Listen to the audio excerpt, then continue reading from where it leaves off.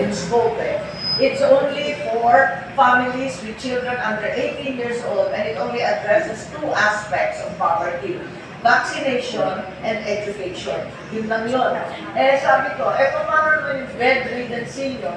And pinaka-worst, yung bedridden and seriously challenged PWD. Yung talaga hindi na makapagtrabaho. So, yun ang dapat problemahin natin. Yung seniors, like you said, may fighting chance pa dahil meron naman silang stipend yung marginal. Pero yung bedridden, palagay ko hindi kakayanin yung 1,000 na a month. Tignan natin. Pero ang sinasabi ko, sana may, halimbawa, may community Sorry? Regardless to pasok, halimbawa kasama. Ay, hindi pwede, hindi nga. Yun nga ang problema eh. That's part of the issue. Hindi dapat doble-doble. Ito nga, kulang na kulang. The government has absolutely nothing for the PWD. When in fact, we already have the senior stipend. When in fact, minsan kasama sila sa AIC. When in fact, nandyan pa rin sila sa expanded centenarians. So there's several projects for the seniors, zero sa PWD, zero sa solo parents.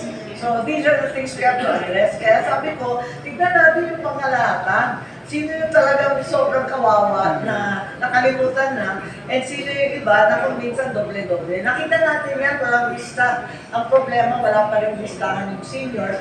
We saw that during the COVID pandemic. Yung unang ayuda, yung SAP 1, tapos SAP 2, nagkarambola sa listahan. So that's what we really need to derive. Much better data. Yun. Hindi, syempre, hindi ka mga magdoble-doble. Kasi meron talaga na zero ang tinatanggap. Kawawa naman. No, I just meant that there should be a distinction between seniors who are happy to work and those who are completely bedridden, who are, in fact, our responsibility as per the Bible, right? Ma'am, yung naman po, yung kasi iba po, yung iba naman kasi yung sabi na balikan daw kasi dito, nagpapalakad sila sa kanilang buhay. Siguro kailangan din po ng programa para matulungan din po yung... Tama, lagi naman ang kahirapan ng tinuturo na dahilan kung bakit bumabalik sa droga. Pero hindi sapat na explanation yan eh. Huwag natin tanggapin, huwag tayong aamin sa ganyan. Hindi tayo papayag lang ganyan.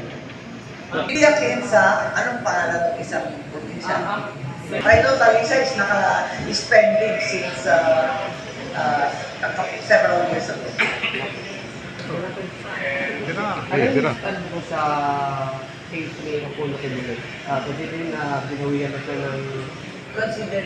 binawian siya ng LTOP ng firearm. Yung firearm. Oh, I think the legal processes will take their course, and hayaan na natin sa mga korte na tignan ang mga kaso. Siyempre, nalulungkot ako kasi malapit sa amin at mabait sa amin si Pastor Kibuloy, isang kaibigan. Ngunit eto nga, nagkakaso, sigurado ako na ipagtatanggol niya yung sarili niya. Guy, how are you?